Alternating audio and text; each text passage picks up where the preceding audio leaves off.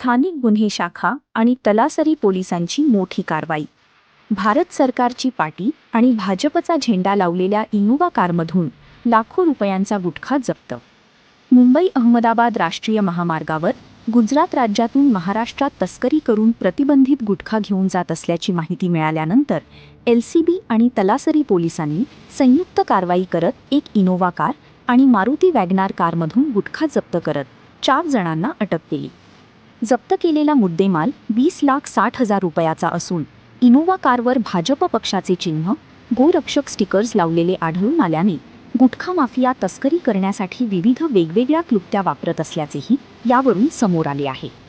सत्ताधारी पक्षाचे चिन्ह आणि भारत सरकारची पाटी लावून गुटखा तस्करी उघड झाल्याने यामध्ये राजकीय पक्षाचा पदाधिकारी गुंतला आहे का, याचाही तपास पोलिसांनी करावा अशी मागणी होत आहे.